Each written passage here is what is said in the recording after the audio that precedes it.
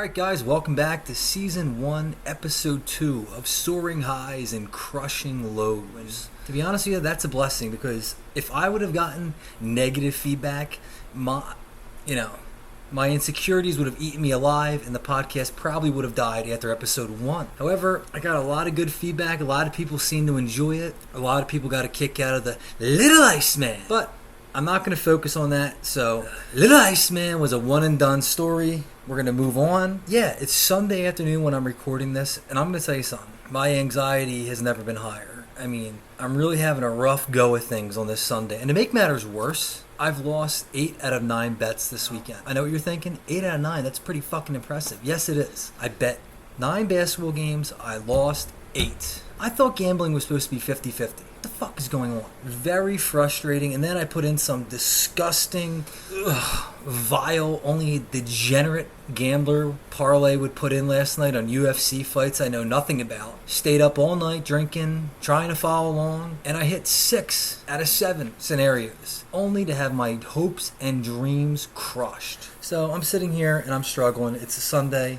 I'm drinking the champagne of beers for this episode. Last week we talked about shitting your pants in your 30s, and we got some feedback. I mean, it seems like a lot of people are shitting their pants. A lot of people. And I would also go as far as to say that if you're a man and you do your laundry, I don't know, once every 2 weeks maybe, I imagine every pair of underwear has some sort of skid mark. It's absolutely disgusting what's going on. We got to get it under control. One of my favorite stories was a guy who was on a golf course, and this brings up a whole nother topic, but if you're out on a golf course and you got to take a shit, that is a real predicament. I mean, that is a real situation. What do? Let's just say you're on the 13th hole, the clubhouse is not a viable option, and you got to shit. I mean, you got to go. You're touching cotton, and you're out there on the course. Your options are pretty limited, but one story was a guy that went back and took a shit, in the woods basically, and used the golf towel to wipe his rear end, and then left the towel there, which is, I mean, I guess that's your only option at this point. But yeah, shitting your pants in your 30s seems to be a phenomenon.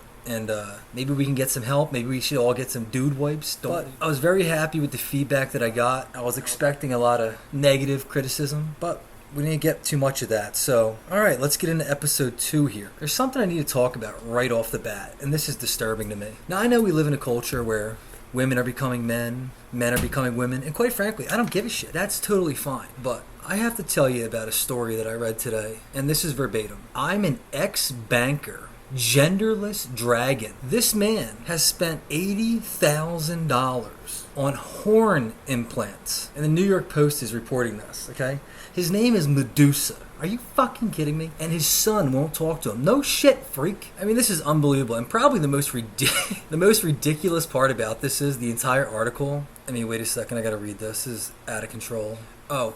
In the years since Medusa has tattooed their face, split their tongue, and even added $80,000 horn implants on their forehead as part of the transformation. Now I'm reading that, okay, and there's a lot to dissect. The fucking guy is a genderless lizard, okay? That alone should be like, what the hell is gender? What are you talking about? But the thing that is crazy to me in the article, the whole time it's their face, their tongue, their forehead. So Medusa is they, them? No. Hey Medusa, the ex-banker genderless dragon. You are not they, them. You are not he, him. You are not she, her. You are a freak.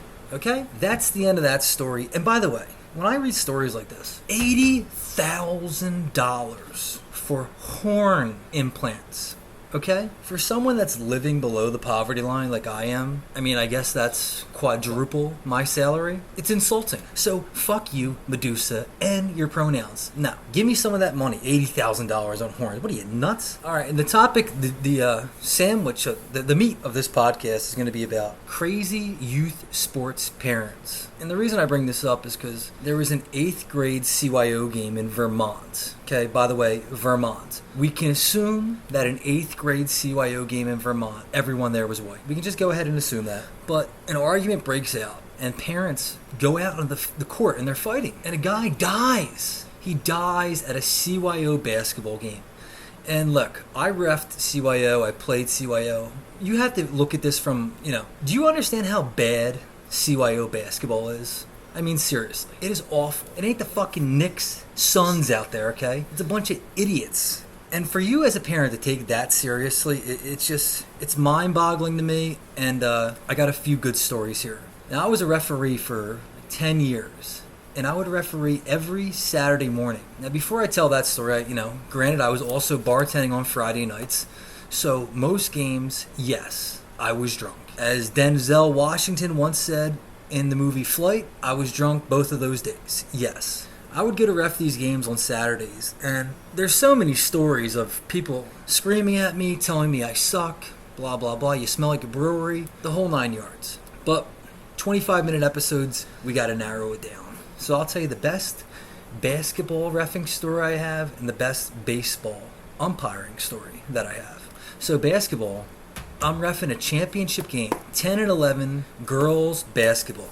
Now, I'm not going to tell you the team names because if you're not from Northeast, you're not going to know who the fuck these people are. But it's 10 and 11-year-old girls, and the game is going on. And now let's fast forward. There's a minute left in the game. The score is 11-9. For reference, that's not a lot of points. 11-9 after 39 minutes of play.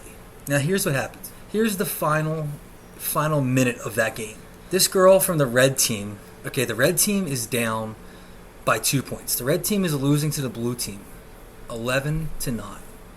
This girl on the red team takes the ball at half court, has her eyes closed, throws the ball in a miraculous heave over her head.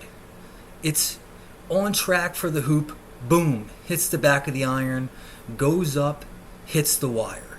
Now, I am the baseline referee. Yes, my blood alcohol content was probably above the legal limit. However, that's not the point. Ball hits the back iron. Ball hits the wire. Ball goes in the hoop. This puts the red team ahead of the blue team, 12-11, with like 3 seconds left. Pandemonium ensues. All the girls are going nuts, cheering. Now, I'm the baseline referee. I don't make this call. It's supposed to be the trail referee. The fucking wire is shaking. So, obviously I have to go, boop, boop, boop. No basket. Okay? I just crushed 10-year-old girls' dreams by calling off this basket. So, the wire, by the way, is still ricocheting. There was no doubt this ball hit the wire. So everyone's going nuts. They're going fucking crazy. So now the blue team's celebrating. Out of the corner of my eye, here comes the little red team coach. He comes running after me, a beeline for him. He's screaming and yelling, you can imagine. Now some of the derelict douchebag parents, they come down from the stands. They're screaming, really, ref? Really, ref? You just crushed their dreams. Oh, really? So now it's getting hostile, it's getting physical. I forgot to mention, by the way, that the head coach of the blue team just so happened to be my mother. Some would call that a conflict of interest. However, at the time I was living at home with my mom. We didn't really have a great relationship. I wasn't going to cheat to help her. I would have cheated to help the red team. This guy doesn't know any of that, so he's literally trying to attack me physically. It's getting to that point. We're in the hallway. Everyone's screaming and yelling. I say this like an idiot. I said something along the lines of, Mom, I'll see you at home. Mom, I'll see you at home. Now this sends the little red team coach. He goes crazy. Mom? That's his mom? That's his mom? So, it caused all sorts of problems. But listen, for anyone that's a parent out there, I'm just going to be real honest with you. The referee is not cheating for one team or another. Quite frankly, I don't give a fuck about either team, all right? I'm only out there, and most refs are only out there to make a few dollars. So all you parents in the crowd that say shit like this, call it both ways, ref. Shut the fuck up. You're an idiot. You're a fool. No ref. Okay? And I know this is going to hurt your feelings because, little Marie, she's going to be a WNBA player. No ref gives a fuck. Really, we don't. We're there for the $40. Okay? That's the worst basketball story I have. There's plenty more, but like I said, 25-minute podcast. We're keeping it to that. That's standard. The attention span, people don't give a shit after 25 minutes. Now, let's switch over to baseball. In baseball, there's no stripes. Now, I'm blue. Yo, Blue, where was that one, Blue? Yo, Blue. That's what you'll hear. By the way, I stunk at baseball. I stunk at umping. I had no business being out there. Somehow, I get sent to ref a CYO, Catholic Youth Organization, JV, so that's 5th and 6th grade, semi-final baseball game. And the teams are St. Matt's versus St. Chris. If you're not from the area, you don't know who the hell that is, let's call them the green team and the red team. First inning. Again, this was a Sunday afternoon. I'm probably hungover. Probably safe to assume that. It's the first inning. I'm the plate umpire. There's also a base umpire. Now, somewhere in the first inning, the team that's in the field, they come running off the field. They think they have 3 outs. On my little clicker, I got 2 outs. The coach from the team that ran in, he's got 3 outs. The other coach has 2 outs. And like I said, hungover, I have no idea what's going on. I had 2 outs. As far as I know, there was 2 outs. So this causes a problem. Whatever. They stay on the field. Next batter strikes out. Okay? No harm, no foul. The worst thing that happened in that situation, maybe I was wrong, they got 4 outs. They got out of the inning. Nobody scored. So really, I don't see what the big problem is. So the red team, St. Matt's, they go on to win the game like 10-2. Not even close. So now, good game, guys. Congrats, blah, blah, blah. I'm leaving. I'm walking down the third baseline. I'm walking to my car. There's a dad sitting there in his lawn chair. And you know the dad that's sitting out in the outfield in his lawn chair? That's just mad. Maybe it's not your fault. He's just pissed off, okay? And I'm walking by and he goes, "Hey, ump, you know that was 3 outs in the first inning." I was like, "Well, it doesn't matter now, does it?" He goes, "Nah, it does matter." I'm like, "No, it doesn't." So he snaps. He goes, "God damn it, that's the problem with you umps. You don't give a shit. You don't care." I'm like, "Dude, you won the game. You won the game by 8 goddamn runs. It doesn't matter what happened in the first inning." He's going nuts. His wife is going, Bill, stop, Bill. So now Bill is like, by the way, like 6'4", 240 pounds of dad muscle. You know, this guy's probably an iron worker. And he has his sights set on me. So I suspect that Bill is going to get physical. So I take off. I take off running. I get to a dead end. Okay? Nowhere to go. I turn around like, Bill, please, come on, man, stop. I don't want any trouble. He goes, "You better start taking this seriously." So, I mean, basically, long story short, my question is the parents. Like, are you really that fucking nuts? Do you care this much? I mean, if I ever have kids, which means someone has to have sex with me, I don't think that, youth sports obviously are they serve a good purpose, but they can also be very toxic. I might teach my kid how to play saxophone. You'll be 23 years old and you know how to play saxophone? Do you know how much further that will take you than being able to make a foul shot? If you can play the saxophone in your 20s, you got the world by a fucking string, okay?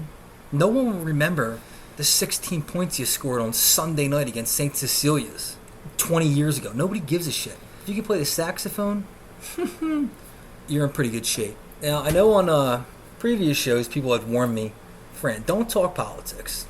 Nobody cares about politics. Don't talk about politics. It's bad for the show." Well, guess what? This is my show. We're going to talk politics. However, I'm going to be fair. I'm going to make fun of someone from the Republicans, and we'll make fun of someone that's an idiot Democrat. So we'll start with the Republicans. You know who's a real genius? Arguably the unsung hero of the week. This guy, George Santos. Basically, this guy has lied about everything. Now, coming from a guy, me, my resume, it's all bullshit. It's like on Seinfeld, Vanderlee Industries. That's basically what I have. But how this guy, George Santos, I mean, he lied about everything. He lied about where he went to college. He lied about where he worked. He lied about his mom being in the World Trade Center at 9/11. By the way, he's a Republican who's a gay crossdresser. Figure that one out. A Republican gay crossdresser. Doesn't really fit the narrative. But basically, George Santos is a piece of shit. He's a fucking loser. But I have to almost respect the fact that he lied this much and hasn't even gotten fired. I mean, I got to imagine, some of these jobs I apply for, if they find out that most of it's bullshit and most of my former bosses are just friends who by the way, I've told my friends that are listed as my references, if anyone ever calls you, I worked for you for 4 years. Remember that. But, credit to George Santos, does whatever the fuck he wants. Another unsung hero, and this, by the way, in Philadelphia, this is your next mayor, which is very scary. And this is for, last week in Philadelphia, by the way, Ron DeSantis, the great governor of Florida, he went to Philadelphia to give a speech at the Union League and get some award. And some Philadelphia liberal Democrats lost their goddamn mind. They went crazy just because DeSantis showed up to give a speech. By the way, Philadelphia, you got like 500 murders, 1,600 carjackings, and you're worried about DeSantis showing up to your city? Give me a break. But the woman that I'm worried about, and I think she's going to be the next mayor. I really think this woman is going to be the next mayor. And if you're listening, you're probably saying to yourself, there's absolutely no way anyone could be as horrible, could be as horrific, could be as much of an imbecile as Jim Kenney. However, Helen Gim is Jim Kenney on steroids. This woman is just completely a radical nut. So Helen Gim, she's going off about Ron DeSantis. Ron DeSantis is this, he's that. A week later, Helen Gim goes to the Union League. After basically, a week earlier, she basically said the Union League was like a Nazi German camp. Okay, she basically thinks Ron DeSantis is like Hitler. That is a week later. Fast forward 1 week later, Helen Gim herself is at the Union League. And I'm trying to pull up the article here. Here we go. Oh, here we go. Philadelphia Inquirer. Helen Gim denounced Union League. A week later, she attended a cocktail party at the club.